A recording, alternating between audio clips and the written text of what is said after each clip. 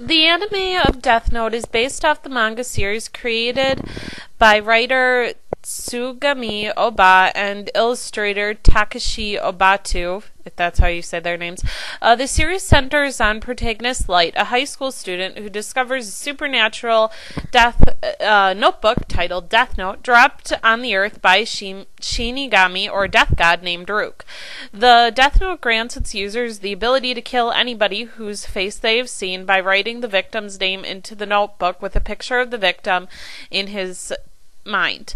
The story follows Light's attempt to create and rule a world cleansed of evil by using the notebook to kill criminals, and the conflict between him and his opponents, the most important of which is the detective mastermind, L. Okay, so I first heard of this series when I saw a commercial on Adult Swim back when they actually played anime more than one night, and I thought it looked pretty cool. So I watched the first episode and I was immediately interested, but honestly not altogether impressed, because a guy taking judgment on to himself on who should live and who should die has been done before, although I should have given it props right away, because a lit professor of mine pointed out to me that detective shows with supernatural elements really hasn't been done before in anime, and I don't think anywhere else actually, so it's a new spin on an old idea. I really didn't get into the show till episode 11, and that was when I thought, wow, because we completely switched perspective, because until then we've been with Light and in his head, but in episode 11, it takes place from the perspective of the Kira investigation team. Kira is the name that Light took on for himself, what the public call him, as this figure who, kills criminals and is cleansing the world of evil. So for the first time, we're not let in on the secret of what's going on with the force that's opposing the investigation team. So we get to be as confused as they are, and it's not a good feeling, because as an audience, we were used to knowing before. And after that, I really got into the show. And then, of course, Misa is introduced, and her presence in the story adds an emotional dimension that wasn't there before, because she's completely a product of her emotions, and I love what she does to the story in the place of this cold, masculine intellect, and how she grades on the other characters and also the audience, because she's supposed to. My best friend and I have talked about if we think that Light and Misa have sex, because we both see Light as being almost completely asexual, but we think they did. Okay, now that I've brought up sex, I think you know where this is going. The biggest amount of yaoi fuel since Harry and Draco, Light and L, ladies and gentlemen. Okay, I have to say something about episode 25, where L is wiping Light's feet. Okay, if you ever paid attention in Sunday school, or if you were at church when it was Easter, you know that the washing of feet is a ritual of penance, and water from L's hair fell on Light's feet, so he was washing them. It was L's way to show how really sorry he was for thinking that Light was Kira all that time, and that's what it was, a Christian ritual turned to yaoi fuel.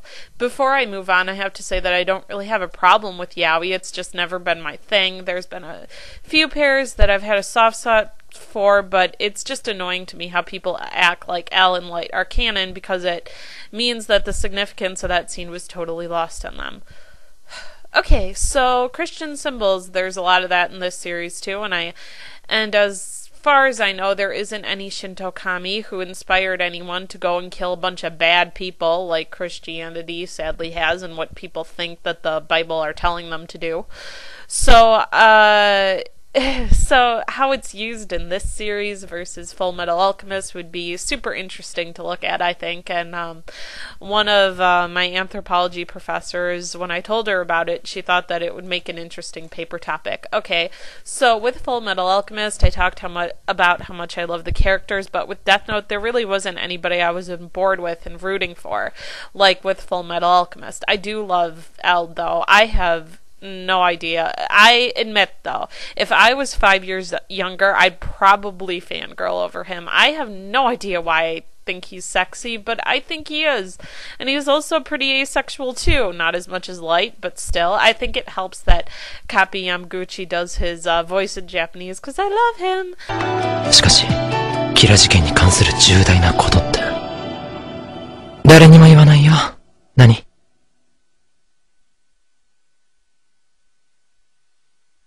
私はエルです。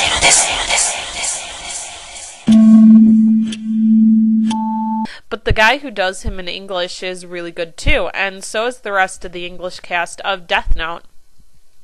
True to his form, it's completely a hit or miss, but with its casting. But in this case, in Death Note's case, it's a complete hit. So if you want to watch it dubbed or subbed, I think it's both good. The subbed is actually interesting because I just watched Ouran High School Host Club, and the guy who does Tamaki does Light, and it was so weird to hear the guy who does Light playing Tamaki. If you've ever watched Ouran, you would know why that is. Okay, so back on Death Note. The best thing about Death Note is really how it encourages you, hell, expects you to think.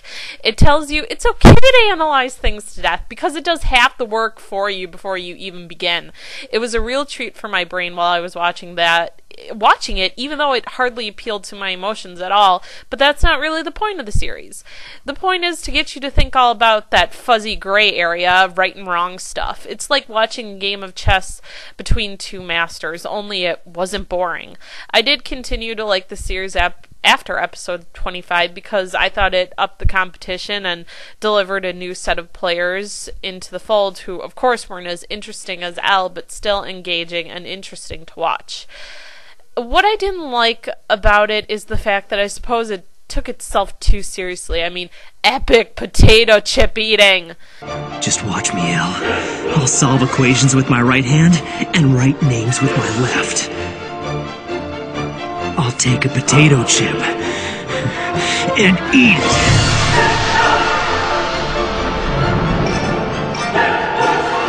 And the fact that it didn't engage me emotionally. But like I said before, it's not really a series that's supposed to do that. It's not meant to really engage your emotions like that. Okay, so for its intelligence, originality, beautiful animation, and awesome soundtrack, I give it a much-deserved 10 out of 10. Okay, who do I recommend this to? I think that this is a good starter anime, because most non-anime fans would think that anime is just stuff like Naruto and Bleach with lots of fighting and yelling, and I think Death Note would actually really surprise them. So if your friend's into philosophy and actually finished their semester of 101 and actually enjoyed it, or if you have a friend who actually enjoyed debating the pros and cons of capital punishment for your American Issues class in high school, I say that this is for them.